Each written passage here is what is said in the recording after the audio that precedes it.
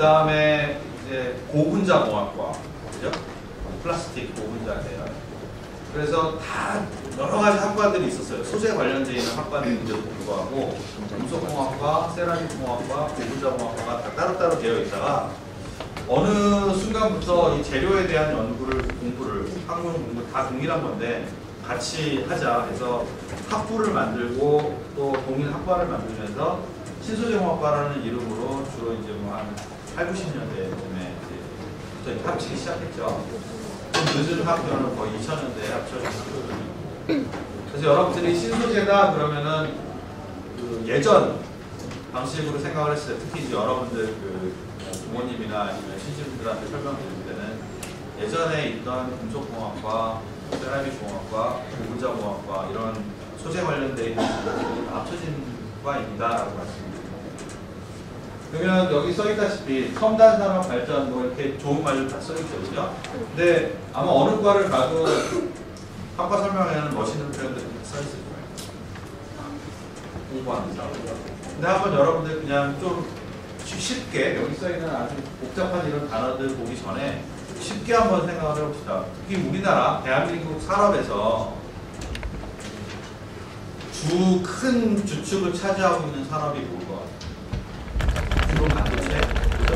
디스플레이, 자동차, 철강이에요. 그죠? 그거는 우리나라뿐만 아니라 전 세계적으로도 이제 큰 사업 축 중에 하나예요. 그죠? 그래서 반도체, 디스플레이, 한마디로 전자산업, IT 전자산업, 그 다음에 이제 뭐 철강, 자동차는 이제 종합이고요, 그죠? 소재만이 아니고 이제 종합 제조를 하는 거니까 자동차 철강인데, 그러면 그러한 그 메이저한 그런 그 산업 중에서 또 소재가 어떠한 위치를 차지하느냐를 여러분들 한번 생각을 해볼 필요가 있어요. 삼성전자니까 전자공학과 출신들을 뽑지 않겠나, 그죠?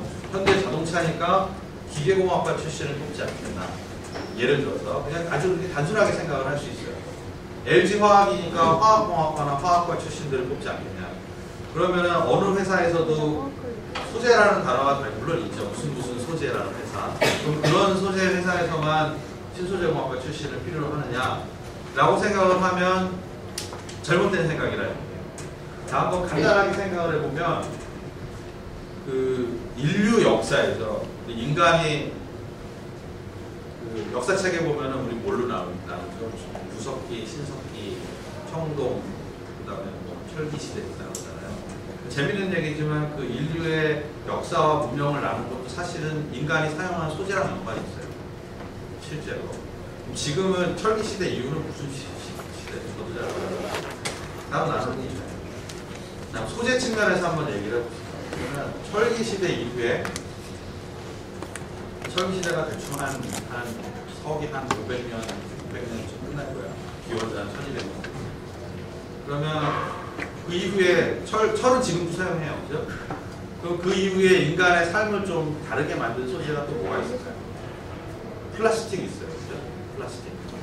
그러니까 굳이 이제 소재 전공하는 사람 입장에서 얘기를 하면 그 철 다음에는 아마 플라스틱이 인간의 삶을 참 많이 바꿨어요. 지금도 쓰고 있어요. 그러면서 전자 산업 이런 거에 이제 발달되면서 뭐 굳이 얘기하자면 실리콘의 시대가 된 거죠. 지금도 마찬가지예요. 이제 앞으로 이제 아마 지금 현재 이제 막 개발되고 여러분들 잘 알고 있는 대학교 지원하고 신소재공학과 쓰려고 하면 여러분들 신소재에 대해서 지주면 제일 먼저 나오는 단어가 그래핀이죠. 그래서 대학교 여러분들 지원서를 보면 그래핀에 대한 얘기가 참 많아요. 그래서 아마 실리콘 다음에 아마 카본의 시대나 탄소의 시대가 이제 오지 않을까. 지금도 많이 쓰고 있지만 뭐 그래요. 그렇기 때문에 인간 삶에서 인류 역사, 문명에서 소재가 차지하는 비중이 되게 커요. 그러면 실리콘이든 아까 플라스틱이건 아니면 뭐 카본이든 간에 그런 것들이 뭘 했느냐. 사실상 인간의 삶에서 큰 산업이나 어떤 문명 역사의 혁신을 이룬 건 다 소재에 의해서 이루어졌어요. 물론 어떤 기술적으로 예를 들어 테크놀로지는 발전을 해요. 흔히 얘기하는 IT라든지 그런 부분들은 다 테크놀로지예요. 하지만 테크놀로지는 한 혁신이 이루어진 뒤에 그 기술을 발전시키는 데 많이 활용이 되지 그 테크놀로지의 개발은 또 다른 한 단계를 바꿀 수 있는 혁신을 이루지 못해요. 그러니까 기술만 발달하는 거예요. 점점. 예를 들어서 생산 비용을 줄인다거나 조금 더 편하게 만든다거나 작게 만든다거나 새로운 기술들이 생기는 게, 즉 우리가 인간의 역사를 살펴보면 소재의 혁신이 이루어졌을 때만 우리가 한 단계씩 올라갔어요. 한 단계씩. 그래서 저는 이제 전공이 그 여러 가지 아까 전에 말씀드린 뭐 금속, 세라믹 여러 가지 있지만 그 중에서도 저는 전공이 금속재료예요. 그래서 사실은 저는 그 금속공학과를 졸업을 했어요. 지금은 이제 제가 졸업한 학교가 신소재공학과로 바뀌었는데 금속공학과를 졸업을 했어요. 그래서 금속 전공을 했는데 그 금속 전공한 사람 입장에서 이제 그 말씀드리면 아직도 제가 아까 뭐 플라스틱, 실리콘, 카본 얘기를 했지만 제 생각에는 아직도 우리는 철기 시대를 살고 있어요. 여러분들 삶에서 철 빼면 지금 아무것도 못해요. 건물도 못 짓고 배도 못 만들고 자동차도 못해요. 아무것도. 그래서 신철기 시대를 살고 있지 않을까. 예전에 그 철기 시대 때 철광석에서 돌을 깨갖고 누군가 어떻게 발견했는지 모르겠지만 그걸 녹여서 틀에 부어서 철을 만들었어요. 도구를 만들고. 그죠? 근데 지금은 그렇게만 하는 게 아니라 자동차도 만들고 하잖아요. 그렇게 할 수 있었던, 한 단계 올라갈 수 있었던 게 1800년대 한 중반쯤에 영국의 그 헨리 베세머라는 그냥 발명가인데 그 사람이 이제 원래는 그 군수 사업을 하다가 대포를 만들었어요. 대포를 빵 쐈는데 쏠 때마다 이 총열이, 대포 총열이 깨지는 거예요. 쏠 때마다. 그러니까 이상하잖아요. 그죠? 강해야 되는데. 근데 두들겨 보면 강도는 되게 높아요. 근데 깨져요. 자, 그러면 우리가 철광석에서 철을 녹여갖고 보면은 우리가 흔히 얘기하는 무쇠가 나오는데, 그럼 지금 여러분들이 자동차, 건물, 뭐 선박, 예를 들어서 이런 여러분들 앉아있는 의자 프레임부터 시작해서 그런 것들이 다 그럼 무쇠로 만드느냐? 사실 그렇지 않아요. 여러분들이 강하고 철하고는 달라요. 합쳐서 철강이라고 하는 거예요. 탄소 함량이 다른 거예요. 예전에 무쇠는 탄소 함량이 한 4~5% 정도 돼요. 근데 그거를 우리가 지금 얘기하는 강, 스틸이라고 얘기하는 걸로 만들게 된 게 바로 그 헨리 베세머라는 사람이 무쇠에 들어있는 탄소 함량을 1~2%대로 낮추는, 0.몇 %대로 낮추는 기술을 개발했어요. 자, 그래서 강이라는 게 개발이 됐고 그 이후에 인류의 삶은 건물을 높게 올릴 수 있었고 그걸로 배를 만들어서 물에 띄울 수 있었고 그걸로 건물을 짓고 자동차를 만들고 할 수 있었던 거예요. 그 이전에는 그냥 무쇠, 그냥 세게 부딪히면 이렇게 쩍 깨지는 거예요. 지금은 깨지지 않죠. 그죠? 그래서 사실은 그때 헨리 베세머가 1800년대 중반에 그 기술을 만든 이후로 아직까지 강은 아주 약간의 테크놀로지는 개발이 됐지만, 약간의 조성 변화라든지 해서 개발은 됐지만 아직도 그 신철기 시대에 우리는 살고 있는 거예요. 그 이후에 어떠한 변화도 생기지 않았어요. 약간의 기술 개발만 더 있었지. 자, 그래서 아무튼 인류에서 혁신을 이루는데 중요한 부분이었다, 소재가. 그리고 현재 산업에서도 철만 얘기할 게 아니고 여러분들 지금 모두 다 들고 있는 핸드폰, 그죠? 무선통신, 물론 무선통신 IT 기술이 개발됐기 때문에 그런 게 생겼다고 할 수 있어요. 하지만 무선통신이 통신 기술이 개발이 됐어도 여러분들 손에 들고 있는 그 핸드폰이 만들어지기까지는 반도체부터 해서 터치 스크린까지, 그 다음에 그 터치 스크린 밑에 있는 OLED, OLED라고 얘기하는 스크린까지 모든 것들이 다 소재의 혁신으로 이루어졌어요. 그 이전에는 그런 걸 만들 수가 없어요. 그 이전에는. 여러분들 터치 스크린, 핸드폰에 있는 터치 스크린이 사실은 여러분들은 스크린을 때리는 거라고 생각하지만 화면을 보여주는 스크린 위에 터치를 받아들이는 필름이 입혀져 있는 거예요. 그럼 그 터치 스크린이 제일 중요한 특성이 뭐여야 돼요? 투명해야 되겠지. 그래야지 밑에 화면을 보면서 위에서 누를 거 아니에요. 그래서 여러분들은 인지를 잘 못하지만 화면을 보여주는 스크린 위에 우리가 누르는 터치를 인식하는 투명 필름이 입혀져 있는 거예요. 그렇기 때문에 중요한 건 뭐예요? 터치를 인식하느냐는 그 이전이고 첫 번째가 뭐예요? 제일 중요한 거. 투명해야 돼요. 투명. 그래서 ITO라고 얘기하는 투명 전극에 대한 소재가 만들어지면서 우리가 터치 스크린을 만들 수 있었어요. 그 이전에는 그렇게 할 수가 없어요. 그 이전에는. OLED도 마찬가지, 반도체도 마찬가지. 실리콘, 여러분들이 컴퓨터를 쓸 수 있고 할 수 있는 게 다 소재 개발에 위해서 만들어진 거라는 거예요. 그래서 현재 고부가 가치 산업, 전자건 모든 간에 다 사실상 소재하고 연관이 있어요. 소재를 통해서만 혁신을 이룰 수 있고, 물론 마찬가지 뭐 금속, 철강, 뭐 세라믹, 고분자 소재도 당연히 소재에 관련돼 있죠. 자, 그래서 재료공학은 여러분들이 살짝 인지를 했는지 모르겠지만 공대에서 유일하게 학과 이름에 사이언스랑 엔지니어링이 둘 다 들어있는 학과예요. 공대에 있는 어느 무슨 공학과라고 한글로 써있지만 여러분들이 영어를 보면 영어가 그냥 지어지는 게 아니고 여러분들 뭐 예를 들어 전자공학과는 일렉트리컬 엔지니어링이라고 하고 기계공학과는 메카니컬 엔지니어링이라고 하는데 재료공학과만 실소재공학과는 유일하게 머티리얼 사이언스 앤 엔지니어링이라고 해요. 그러니까 그만큼 우리가 흔히 얘기하는 과학이라는 부분이 중요하게 작용되는 학과예요. 자, 그래서 재료과학, 뭐 굳이 구분지어서 얘기하자면 재료과학이다. 머티리얼 사이언스는 뭐냐? 우리가 얘기하는 그런 재료의 구조. 여기서 얘기하는 재료의 구조는 원자로부터 만들어진 분자 구조입니다. 원자들이 어떠한 형태로 결합을 하고 있느냐, 어떠한 분자를 만들고 어떠한 화합물을 만들고 어떠한 합금을 만드는지 그런 것들에 대한 구조예요. 거기에 따라서 이제 재료의 성질들이 달라지겠죠. 그래서 재료 과학이라는 부분은 그 구조와 성질 간의 상관관계, 어떠한 결합을 했을 때 어떤 물성이 나타나고, 그죠? 어떻게 변화시켰을 때 물성이 어떻게 달라지는지 그러한 부분들이 이제 재료 과학이에요. 그럼 공학은 뭐냐? 그럼 결국에는 이걸 가지고 우리는 이제 공대니까, 그죠?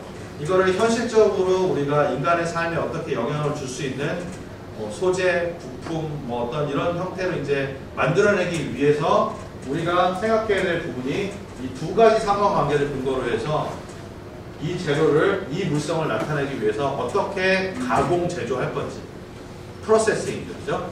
그 다음 어떻게 그 응용 분야, 어플리케이션, 그죠? 어떻게 응용 분야를 만들어낼 건지.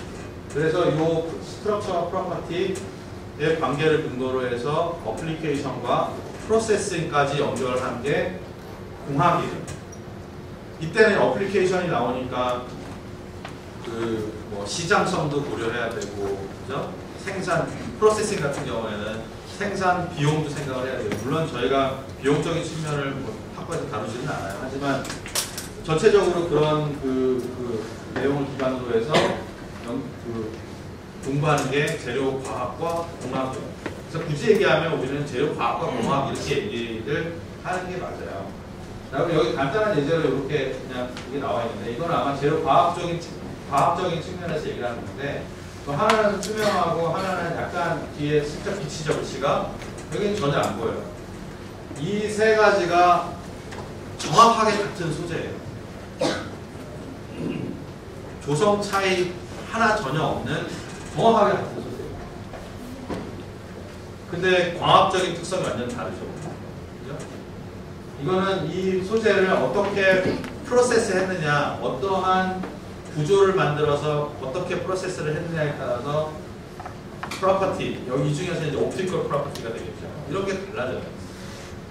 아주 간단하게만 그렇기 때문에 소재가 하나 정해진다고 해서 모든 게 완벽하게 결정나는 것도 아니고 그 복잡 미묘한 걸 다 생각을 해둬야 될 필요가 있어요.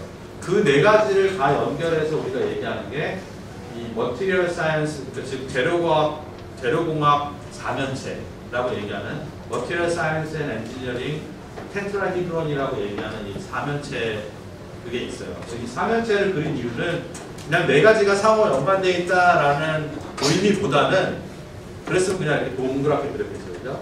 의미보다는 나름 또 이렇게 더 깊은 의미가 있어요. 이 4면체가 보여주는 중요한 특징이 뭐예요? 한 꼭지점에서부터 다른 꼭지점이랑 다 1대1로 가 있어요, 하나씩. 그죠? 그냥 상호 연관관계가 있다라는 의미 이상이라는 얘기예요. 그 얘기가 뭐예요? 예를 들어서 한 구조를 가지고도 프로세싱, 프로퍼티, 어플리케이션에 대해서 각각 생각해 볼 수 있는 거고, 거기에 따라서 그 모든 게 다 달라질 수 있다는 얘기예요. 그래서 그냥 다 상관관계가 있다라는 의미보다 1대1 반응, 즉 1대1로 우리가 다 생각해 볼 수 있다는 거죠. 그래서 우리가 뭐 예를 들어서 특정 구조를 만들기 위해서 어떤 프로세싱을 할 거냐, 반대로 얘기하면 어떤 프로세싱을 통해서 어떠한 기능 성능을 낼 거냐, 이런 식의 이제 관계가 있어요. 여기 나와 있는 이런 이제 몇 가지 예제들이 이제 재료공학과에서 많이 다루고 있는 부분들이 실제 우리 삶에서 이제 어떻게 쓰이고 있는지를 그냥 몇 가지 예제를 준 거예요. 아마 예를 들라고 그러면 이거보다 뭐 수백 배, 수천 배 이상도 그림을 보여드릴 수도 있습니다. 하지만 대표적으로 민들레 홀씨 위에 금속이 올라가 있어요. 여러분들 민들레 홀씨는 입바람으로 불어도 다 날아가죠, 그죠? 이게 보여주는 게 뭐예요? 이만큼 가볍다는 얘기예요. 이게 금속이에요, 금속. 주저앉지도 않죠, 그죠? 그만큼 가벼운 경량 소재. 그럼 요즘에 자동차 뭐 어느 회사 건지 모르겠지만 요즘에는 아우디 같은 데는 전체 바디를 다 알루미늄으로 만들어요. 그만큼 전체 무게를 줄이고 경량화해서 엔진 여기 연비 효율을 높일 수 있는 거죠. 그 마그네슘 소재 요즘에 예전에는 핸드폰 이렇게 안에 들어가는 프레임만 만들었는데 요즘에는 풀 메탈 바디를 만들죠. 그래서 다시 새롭게 우리가 흔히 얘기하는 뿌리 산업이라고 얘기하는 캐스팅, 뭐 아변, 압출 뭐 이런 부분들이 또 다시 각광을 받고 있어요. 삼성에서 예전에는 안에 프레임만 금속으로 만들고 케이스는 다 플라스틱으로 했는데 요즘에는 애플서부터 다 전체를 금속으로 만들다 보니까 얇잖아요. 밴드 게이트라고 앉으면 휘어져서 문제가 생겼죠. 그 얇은 거를 두껍게 만들 수는 없고 깔고 앉아도 핸드폰이 휘어지지 않을 만큼 또 강성과 강도도 높아야 돼요. 그래서 또 새롭게 금속 분야가 또 많이 각광을 받고 있긴 해요. 타이타늄 같은 이런 생체 재료, 플렉서블 디스플레이, 바이오 머티리얼 이런 것들이 있죠, 그죠? 이런 거 같은 경우에는 예를 들어서 여러분들 잘 알고 있는 탄소 카본 나노 튜브 같은 건데 앞에서 성질과 구조 얘기했잖아요. 광합 특성에서 뭐 투명한 거 나오고 불투명한 거 나오고 그랬죠. 근데 카본 같은 경우도 어떻게 하느냐, 예를 들어서 카본 하나가 4면체, 아까 여기 요 4면체처럼 요 가운데 카본 얘가 치고 4개의 카본이랑 연결되면 다이아몬드 스트럭처, 그죠? 그런 거 없이 평면으로 카본 하나 놓고 하나, 둘, 3개 연결되면 그게 바로 여기 나와 있는 카본 나노 2차원 카본 fon이 되는 거예요. 거기에 따라서 정기적인 특성, 열적 특성, 화학적 특성 모든 게 다 달라요. 똑같이 카본이에요. 그죠? 요거 이렇게 일렬로 한 판으로 2차원 되어 있는 게 사실상 뭐랑 똑같아요? 흑연이랑 똑같아요. 흑연. 똑같이 카본인데 여러분들이 연필 쓰는 샤프심도 카본. 그죠? 아직까지 여러분들이 좋아하진 않겠지만 이 반짝반짝하고 비싼 투명한 그것도 카본. 그 다음 여러분들이 알고 있는 그래핀도 카본이에요. 그게 어떻게 결합하고 있느냐, 어떤 형태를 있냐에 따라서 세상이 달라지는 거예요. 자, 그래서 뭐 반도체 디스플레이 뭐 이런 것들이 있다는 말씀이죠. 자, 그러면 졸업하고 어디를 가느냐? 뭐 앞에서 되게 많은 부분을 얘기했기 때문에 여러분들이 예측할 수 있어요. 우리나라 산업의 전 분야에 다 해당이 돼요. 예전에 그 공대, 우리나라에 있는 회사에서 공대 출신을 뽑으면 전자공학과, 기계공학과 맨날 들어가고 거기서 조금 넓으면 예를 들어서 이제 화공 쪽이다, 화학 쪽이다, 화공 들어가고 이랬었어요. 근데 요즘에는 전자 기계가 들어가면 신소재가 반드시 들어가요. 즉 재료 전공이 반드시 들어가요. 어디는 전자 기계 재료만 뽑는 데도 있어요. 전자 기계 재료 화공만 뽑아요. 왜냐하면 우리나라 산업 자체가 돼요. 우리나라 산업 자체가. 전자, 말씀드린 대로 전자, 반도체, 디스플레이, 나노, 철강, 자동차, 물론 자동차 엄청나게 기용학과 출신 뽑겠지만 재료도 중요해요. 네. 그래서 우리나라 그 중요한 핵심이 되는 이런 기술들에 다 신소재 관련되어 있는 전공자들이 주시적인 역할을 하고 있고 여러분이 잘 알고 있는 이런 모든 분야에 다 취업을 안 해요. 실제로 그렇게 뽑고. 그 다음에 또 재료는 앞에서 나온 대로 재료 그 공대에서 유일하게 이 사이언스라는 얘기를 하고 있다 했잖아요. 그래서 실제로 되게 많은 학생들이 이제 대학원 진학을 하고 대학원 진학한 후에는 국공립연구소나 기업체연구소 같은 데 또 많이 취업을 합니다. 우리가 흔히 얘기하는 정부 출연연구소 있죠. 국가 이런 데 많이 취업해요. 그래서 또한 그 융합 신소재, 요즘에는 융합 학문이 인기를 얻다 보니까 의대하고도 같이 일하고 치과대하고도 같이 일하고 하물며 경영학과랑도 같이 일하는 상태입니다. 그래서 융합 신소재 분야가 있기 때문에 진출 가능한 분야가 지속적으로 확대되고 있다라는 분야라고 보시면 될 것 같고, 몇 가지 그 뉴스 기사에 나왔던, 이건 제가 쓴 말 아니에요. 뉴스 기사에 출처는 있지 않았지만 공식적으로 뉴스 기사에 나온 거니까.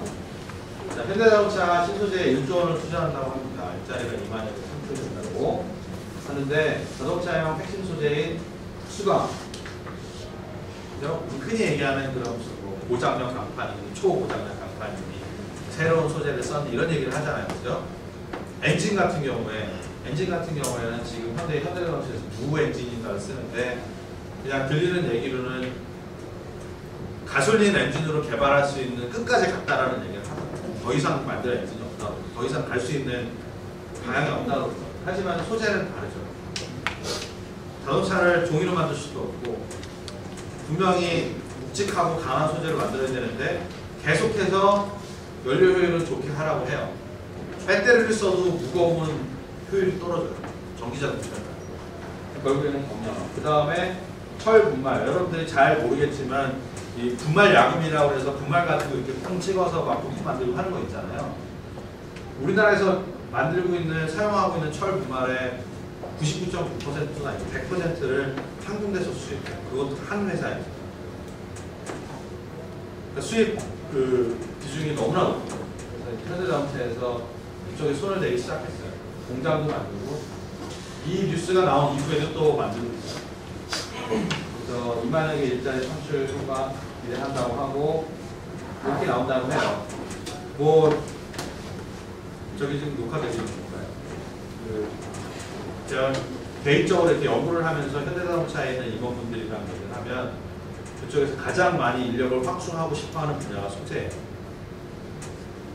다른 쪽은 이렇게 활용을 잘하면 그냥 돌아가는데, 소재는 아까 말씀드린 대로 혁신, 이노베이션, 브레이크스루를 할 수 있는 부분이기 때문에 좀 많이 확충을 하려고 해요. 자, 그 다음에 우리나라에서도 노벨상 한번 만들어보자 라고 막 이런 얘기 많이 하죠. 그래서 이거는 이제 삼성 미래기술 육성 재단이라고 해서 여기서 10년간 1조 5천억 푼다고 해요. 소재 기준 들어있습니다. 삼성은 여러분들이 학생도 마찬가지, 연구원도 마찬가지, 교수들도 마찬가지, 소재에 대해서 새로운 혁신 아이디어가 있으면 학생은 학생 수준에 맞게, 교수는 교수 수준에 맞게 제안하면 그만큼 보상도 하고 돈도 줘요. 학생에게 학생 논문 쓰면 한 2,000만 원. 자, 그래서 이 제조업의 근간이 되는 소재 기술을 하려고 한다. 그 다음에 박근혜 대통령께서 미국 갔다가 미국부터 사과 8천만 장 손자를 발표했는데, 이 중에 이제 몇몇 것들이 다 소재 부품 산업, 그래서 여기 나온 대로 글로벌 기업의 생산시설과 R&D 센터 유치할 경우입니다. 그중에 또 하나의 문제는 태양전지 모듈 분야, 그 다음에 부품 소재 R&D 센터를 우리나라에 만들겠다라는 얘기를 들었습니다. 그래서 아주대학교, 마지막으로 아주대학교 재료 분야 얘기했으니까 아주대학교 설명 말씀드릴게요. 저희 84년도에 시작해요. 그때 재료공학과 시작했어요.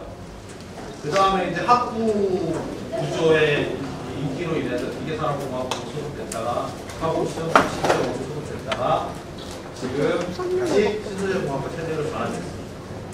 그래서 여러분들이 궁금해하실 수 있는, 지금 여러분들 보시다시피 학부 소속에서 학과 체제로 전환됐기 때문에 학과 체제로 전환된 이후에 졸업생은 아직 나오지 않았어요. 그래서 아직 졸업 인원이 2년인데 이제 42명밖에 안 되는데, 42명 중에 대학원 진학 14명이고요. 아주대학교 7명, 이런 카페들을 다 진학했고요. 그 다음에 20명 취업했는데 삼성전자 4명, 디스플레이 2명, 현대자동차, LG와 신한다이아몬드, KCC, 공조를 5명까지 해서 지난 2년간 취업률 74% 넘습니다. 여러분들 74%가 엄청 높아 보이지 않을런지 몰라도 일반 그 4년제 대학 공대 평균이 60%대예요. 60% 초반대예요. 엄청 높아. 인문사학에는 따르죠. 그래서 그래서 이제 저희가 이제 2012학년도로 바꿔서 보시기 때문에 그렇지 이제 시험들이 좀 많이 의미 있는 시험들을 통해서 나오고 여러분들 이렇게 학생 그다음에 뭐 대학생활 진로에 대해서 우리 여러 프로그램들을 진행하고 있고요. 그다음에 이거 공과대학 프로그램이에요. 공과대학에서 단기를 하계 여름방학, 동계 여름방학 때 지원받아서 선정해서 결국 보내줍니다. 거의 상당 부분 금액을 지원해주기 때문에 이제 내는 거는 좀 적어요. 그래서 이렇게 원하는 데 이렇게 가서 경험 삼고 올 수 있어요. 그 다음에 이런 식 이제 취업 관련되어 있는 취업 프로그램도 있고요. 강압제도 있는데 신소재공학과 요즘에 중요한 게 여기는 교회 일반 장학이고요. 아주대학교 신소재공학과는 아주대 신소재공학과만 가지고 있는 장학제도가 있어요. 그래서 지금 현재 아주대학교 신소재공학과 동문 회장님이 장학금 내고 있고요. 동문회에서 내고요. 그 다음 주식회사 창성이라는 회사에서 주식회사 창성이라는 데는 이제 연자성 코아 이 자석에 들어가는 가운데 마그넷 코아 있잖아요. 거기 시장 전 세계 시장 점유율 한 80% 정도 차지하고 있는 회사예요. 전 세계에서 팔리는 자석 코아의 80%는 이 회사에서 만듭니다. 이 회사에서 다른 데는 아무 데도 돈 안 주고 아주대학교 신소재공학과에만 장학금을 주고 있어요. 이런 거는 신소재공학과만 가지고 있는 특별한 장학이라고 보시면 되고 또 이거는 이제 그 학교 전체 프로그램인데 저희 학부생 연구 프로그램 운영하고 있습니다.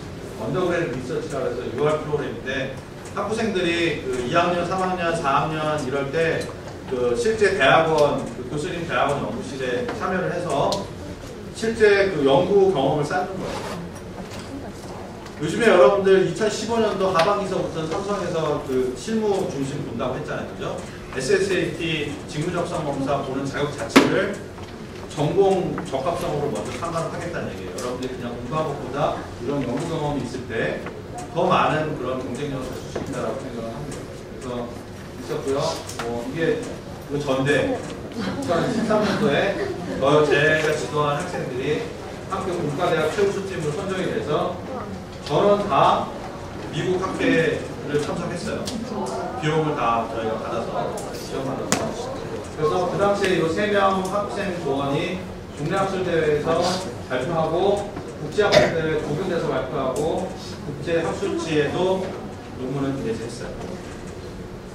그래서 이제 이렇게 외국 가서 그 다음에 뭐 이런 수학회들 이런 것들이 이제 학과에만 존재하는 이런 동아리 같은 거고요. 기업체 연구소 강학하고 동문회 발표 있고 그렇습니다. 그래서 여러분들 그 학교 수학 교수님 뭐 다 있지만 그 중에서도 사실은 어떠한 그 학생 여러분들이 아주대학교 신소재공학과를 와서 구성원으로서 학문을 공부를 하면서 이 부분을 채워주느냐에 따라서 모든 그런 경쟁력이 달라지고 수준이 달라진다고 생각합니다. 여러분들이 생각할 때는 교수님들의 수준, 학교의 수준 생각하는지 몰라도 바로 여러분들이 와서 제일 중요한 부분을 채워줘야 된다고 생각합니다. 그래서 여기 보시면 요거 뭐 지금 당장 적기 되게 어려운 주소가 되어 있는데 사진 찍으실 분들은 찍으셔가지고 보시면 제가 이거 보여드린 이런 자료들을 기반으로 해서 그 학과장님께서 동영상 녹화한 소개 자료가 있습니다. 그래서 언제든지 유튜브를 통해서 보실 수 있으니까 관심 있으신 분들 이쪽으로 사진 찍어서 집에서 천천히 보실 수 있어요. 시간 내서